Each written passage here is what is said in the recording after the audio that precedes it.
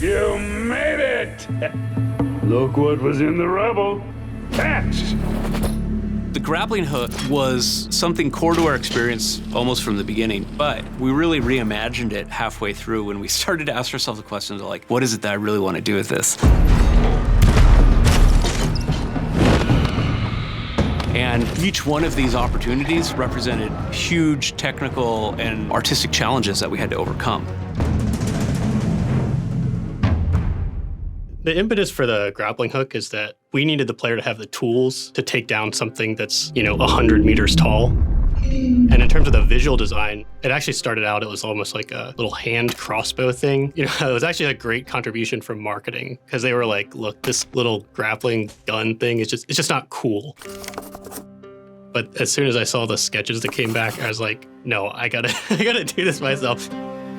It would have been easy to do like a magic grappling hook that's almost like the Force. But in VR, the big thing you get from it that you don't get in other games is you actually are manipulating things with your hands. Because we wanted physicality to be such a big part of it, we went with this like as close to grounded as we could be with this physical design. It has like a spool of rope. We figured out the mechanism, like how it launches the thing, how it cuts the rope. It's on screen all the time, and if you're gonna launch out a rope from it 1,000 times, we want that to keep being fun even after the 900th time. Climbing alone wouldn't get us very far in this game because the heights that we need to scale are so high.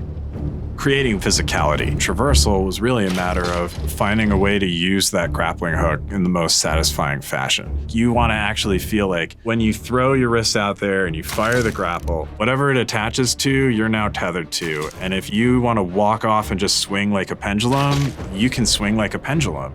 If you want to zip up it and fly off with the momentum of your zip, you can do that too.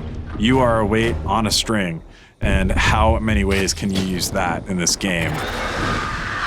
When you're designing combat, it's easy to get lost in like purely the attack capabilities of the player. Really, there's a lot of utility and support aspects that add to the palette of what the player can accomplish, and the grapple hook accomplishes just that. We really wanted to do things that you would intuitively do if you saw something potentially dangerous. Like you can reel yourself in, you can reel enemies to you, you can use it to like throw people off cliffs. Early iterations of the grapple hook required the player to go through several motions. So I grapple them, then I grab the rope, then I pull. But now it's intended to be a lot more fluid to where I grapple an enemy and just pull my arm back, and then I see the immediate results of that action. It's all about creating the cinematic movie experience that's in their head. A good example is, we love the idea that you can like grab a tree and then like yank it into an enemy. Now, if you think about the physics of that for a second, it makes no sense. The tree would always come at you. So what we ended up doing is adding like auto-targeting functionality to our tree dragging tech. And when you get into the game, it feels totally natural. If the player wants to do something, we want them to be able to do it, even in ways that we haven't predicted. There's a sandbox element of it. They've got the high ground! Up there! It's kind of amazing that you can have so much variety in just like the gameplay alone of how you want to be as Ren.